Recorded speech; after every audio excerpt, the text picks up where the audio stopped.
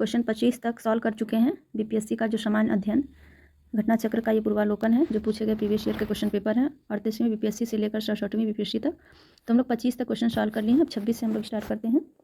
26 question है, बोध गया में बोधि वृक्ष अपने वंश की इस पीढ़ी का है। क्वेश्चन नंबर 26 है, बोध गया में बोधि वृक्ष जो है अपने वंश की इस पीढ़ी का है, तो पंचम पीढ़ी का। महाबोधि मंदिर स्थित वर्धमान बोधि वृक्ष वह नहीं है जिसके नीचे बैठकर महात्मा बुद्ध ने ज्ञान प्राप्त किया था। रेन-शांग के अनुसार उस मूल वृक्ष को 7वीं शताब्दी में सम्राट शशांक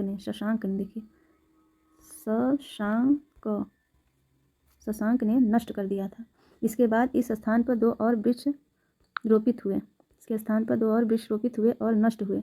वर्तमान वृक्ष जिसे हम देख रहे हैं वह 5वीं पीढ़ी का वृक्ष है जिसे अलेक्जेंडर कनिंघम ने लगवाया था। यह वृक्ष पूरी तरह संरक्षित है और इसके केवल इससे गिरी हुई पत्तियों को ही छूने एवं उठाने का अधिकार है। या अन्य तथ्य के अनुसार यह वृक्ष क्रमशः 2 बार सम्राट अशोक, 1 बार पुष्यमित्र शंगु, 1 बार पुरवर्मा तथा अंत में कनिंघम द्वारा लगवाया गया। अतः यह 6ठी पीढ़ी का वृक्ष है।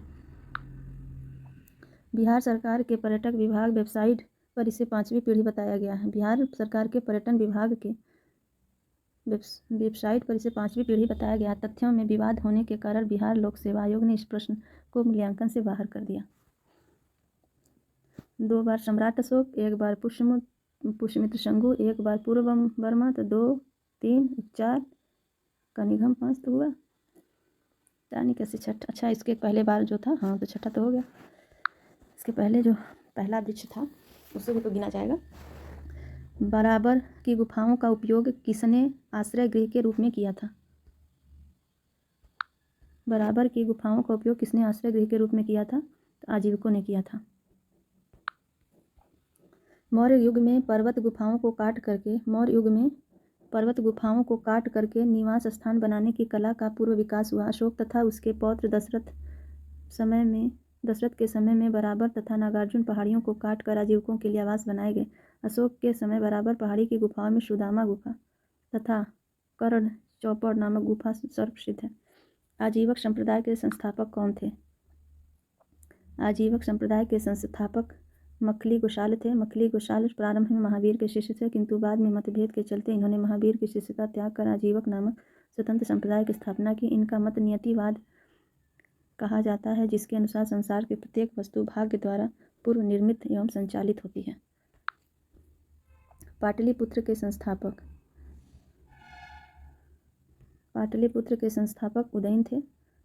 पाटलिपुत्र के संस्थापक अज्ञातशत्रु के उत्तराधिकारी अर्थात उनका पुत्र उदयन गंगा और सोन नदी के संगम पर एक किला बनाकर की थी। इसने मगध साम्राज्य की राजधानी राजगृह से पाटलिपुत्र स्थानांतरित कर यह नगर शिशुनाग वंश, नंद वंश और मौर्य वंश की भी राजधानी रही है।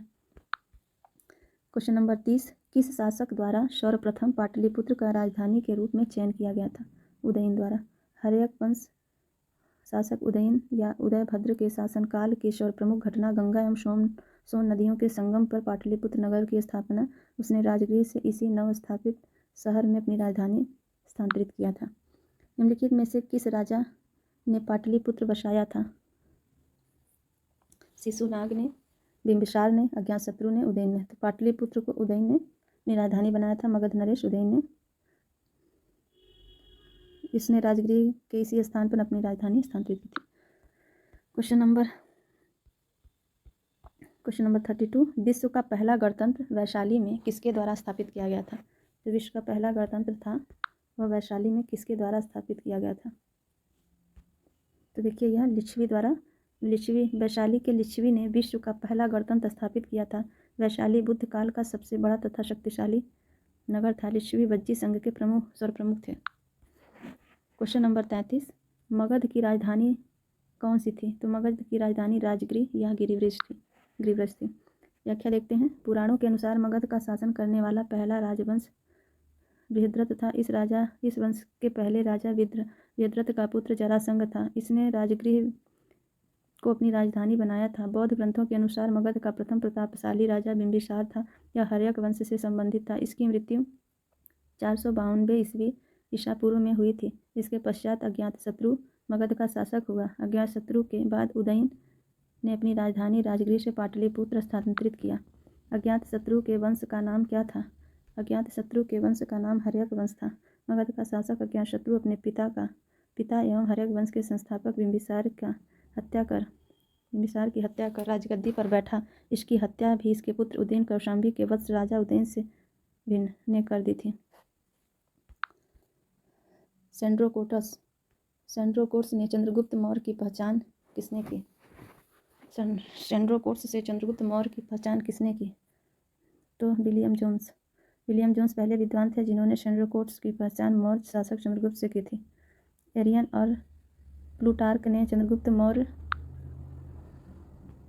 मौर्य से की। एरियन तथा प्लूटार्क ने चंद्रगुप्त मौर्य को एंड्रोकोटस के रूप में वर्णित किया, जबकि जस्टिन ने सेंड्रोकोट्स, चंद्रगुप्त मौर्य और सिकंदर महान की भेंट का उल्लेख किया।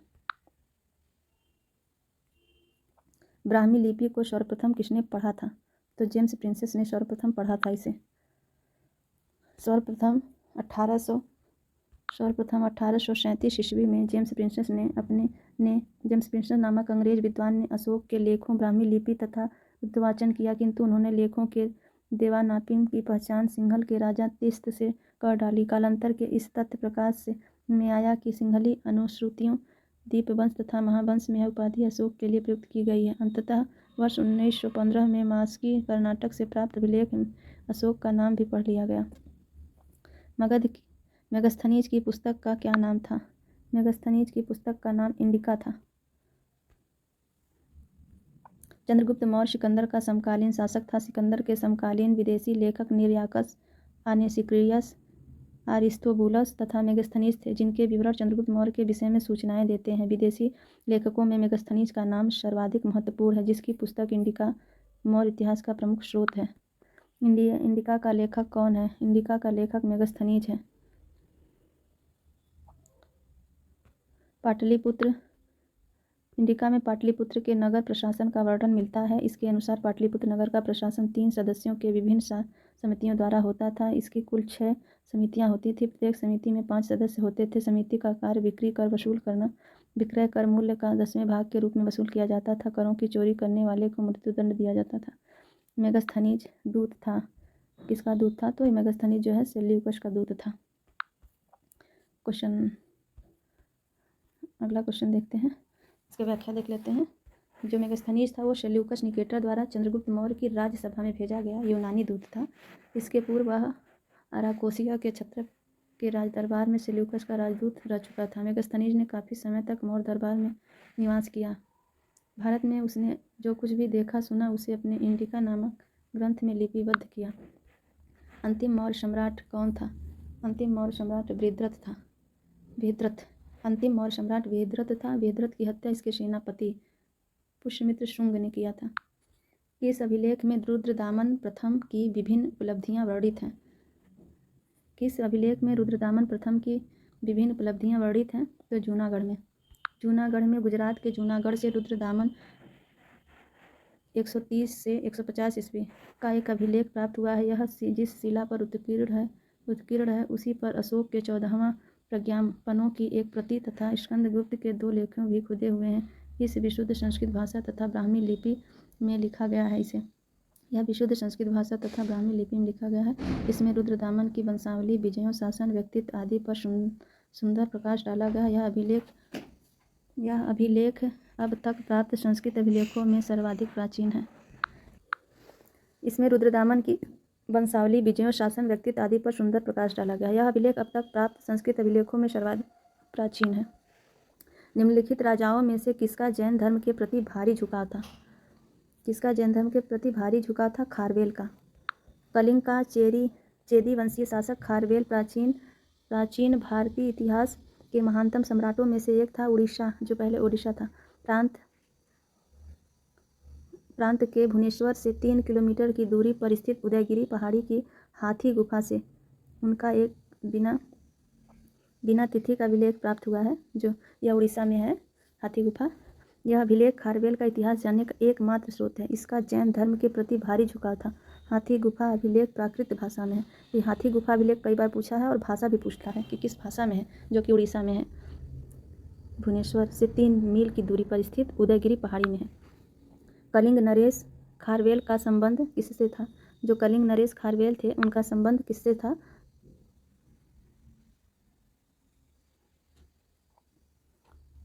तो कलिंग के चेदी राजवंश का संस्थापक महामेघवाहन नामक व्यक्ति था तथा इस वंश का नाम महामेघवाहन वंश भी पड़ गया। इस वंश का सर्वाधिक शक्तिशाली राजा खारवेल हुआ। खारवेल के इतिहास अध्ययन का एकमात्र साधन हाथी गुफा अभिलेख है।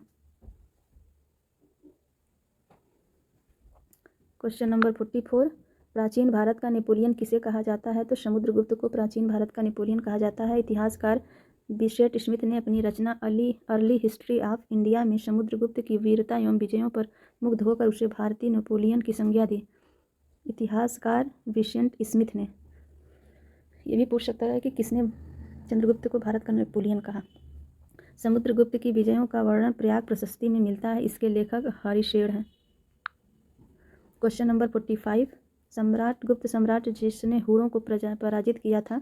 स्कंदगुप्त। हुड़ों का पहला भारतीय आक्रमण गुप्त सम्राट स्कंदगुप्त के शासनकाल में 455 ईस्वी में हुआ। स्कंदगुप्त के हाथों से बुरी तरह परास्त हुई। इस हुड़ आक्रमण का नेता खुशनिवाज था। यह आक्रमण एक धावा मात्र रहा और देश के ऊपर इसका कोई तात्कालिक प्रभाव नहीं पड़ा, किंतु परोक्ष रूप से इसने गुप्त साम्राज्य के पतन की गति को तेज कर दिया। स्कंदगुप्त की मृत्यु के बाद 5वीं शताब्दी के अंत तक 6ठी शताब्दी के प्रारंभ में उत्तर पश्चिम के कई देशों पर हुड़ों ने कब्जा कर लिया। हुड़ पहली बार स्कंदगुप्त के हाथों बुरी तरह से पराजित हुए थे। किस प्रकार की भूमि को अप्रहत कहा जाता है? किस प्रकार के भूमि को अप्रहत कहा जाता है? बिना जोती हुई जंगली भूमि को। जो बिना जोती हुई जंगली भूमि है उसे अप्रहत कहा जाता है। क्वेश्चन नंबर 46 का व्याख्या देख लेते हैं। बिना जोती हुई भूमि को वह भूमि जिस पर खेती न की गई हो अप्रहत भूमि कहलाता है। यह गुप्तकालीन राज व्यवस्था का एक पद है। चीन यात्री सुंगयुंग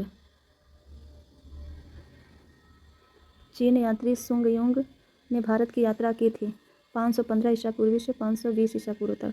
चीनी यात्री सुंगयुंग ने 518 ईस्वी में भारत आया। उसने 3 वर्षों की यात्रा बौद्ध धर्म की प्रतियां एकत्रित की थी। हर्यक वंश 48 क्वेश्चन, हर्यक वंश के शासनकाल में किस चीनी यात्री ने भारत की यात्रा की थी? तो हर्षवर्धन के शासनकाल में किस चीनी यात्री ने भारत की यात्रा की थी? तो ह्वेनसांग ने किया था। हर्षवर्धन के समय की सर्वप्रमुख घटना चीनी यात्री ह्वेनसांग के भारत आगमन की है। उसकी उत्कृष्ट अभिलाषा महात्मा बुद्ध के चरण चिन्हों द्वारा पवित्र किए गए स्थानों को देखने एवं पवित्र बौद्ध ग्रंथों का अध्ययन करने की थी, जो उन दिनों भारत में सुलभ थे। इस उद्देश्य की पूर्ति हेतु उसने तांग शासकों की राजधानी चंगन से भारत के लिए 629 ईस्वी में प्रस्थान किया। अपनी भारत यात्रा के ऊपर उसने ग्रंथ लिखा जिसे सीयूकी कहा जाता है। सीयूकी ऐसे याद कर सकते हैं, सीयूकी के ऐसे। क्वेश्चन नंबर 49, कल्हड़ की पुस्तक का क्या नाम है? तो कल्हड़ की पुस्तक का नाम है राजतरंगड़ी।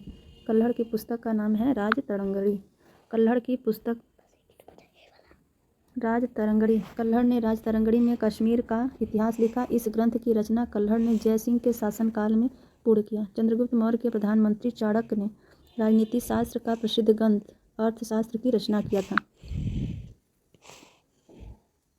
क्वेश्चन नंबर 50, उदंतपुर था शिक्षा का केंद्र, निम्नलिखित में से किस राज्य में अवस्थित है? तो वह बिहार में है वर्तमान में। उदंतपुर जिसे उदनापुर भी कहा जाता है, प्राचीन काल में एक प्रमुख शिक्षा केंद्र था। यह बिहार राज्य में अवस्थित था। इसकी स्थापना पाल वंश के प्रथम शासक गोपाल ने की थी। तो आज हमने 26 से लेकर 50 तक क्वेश्चन पेपर देखा हमने प्रीवियस ईयर का। अगले वीडियो में हम लोग 51 से देखेंगे। तो वीडियो देखने के लिए धन्यवाद दोस्तों। चैनल को सब्सक्राइब करिए, बेल नोटिफिकेशन को ऑन कर लीजिए। जो भी वीडियो आएगा उसका नोटिफिकेशन आपको मिल जाएगा। बेल आइकन ऑन कर लीजिए। अगर वीडियो पसंद आए तो लाइक कीजिए, शेयर कीजिए, चैनल को सब्सक्राइब कीजिए। धन्यवाद दोस्तों।